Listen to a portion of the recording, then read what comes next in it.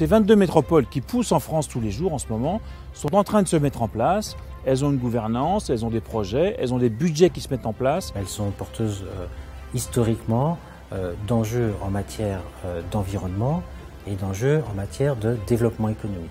C'est une vraie communauté, mais c'est une communauté qui est totalement hétérogène, avec des projets, des enjeux, des histoires, des cultures différentes. Cette révolution à la fois numérique et institutionnelle, elle oblige, elle amène forcément la nécessité de nouveaux acteurs. Comment faire des belles métropoles et des métropoles qui fonctionnent? Une des bonnes réponses pour comprendre ce que vont être ces métropoles et ce qu'elles vont faire, avec quels moyens, c'est de créer donc cet Institut des hautes études des métropoles.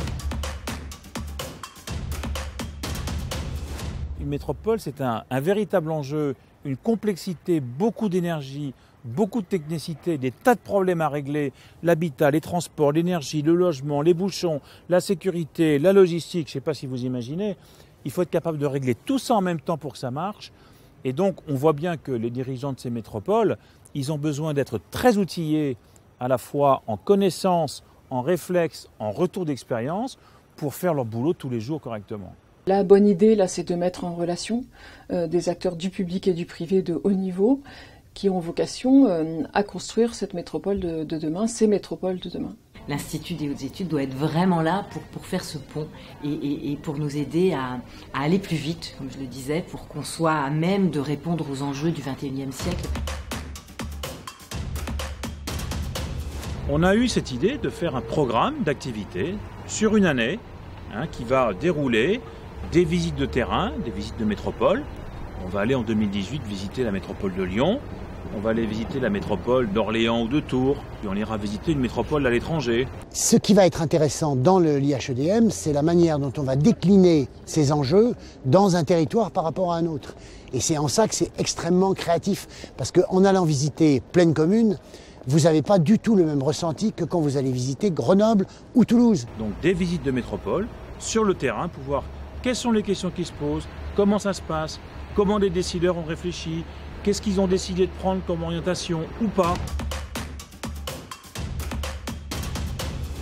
Au sein de cet institut, il va y avoir des experts qui vont donc apporter leur savoir-faire, leur expérience sur un certain nombre de sujets qui sont stratégiques. Ils vont avoir des formations, ils vont avoir des conférences, il y a une possibilité de travailler sur des études de cas. Le côté formation moderne, c'est-à-dire l'utilisation de ce qu'on appelle maintenant des LMS, des Learning Management Systems, les plateformes d'enseignement à distance.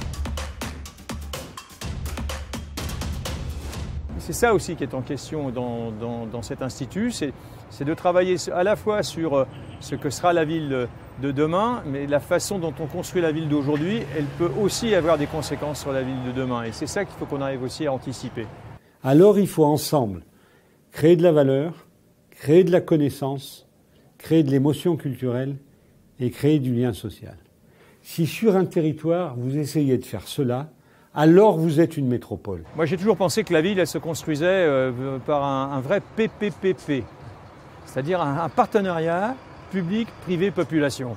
Je sens bien qu'il y a une ferveur autour de cet enjeu métropolitain qui est un enjeu politiquement très important, économiquement majeur, et je suis très confiant dans l'avenir et dans le lancement de ce projet.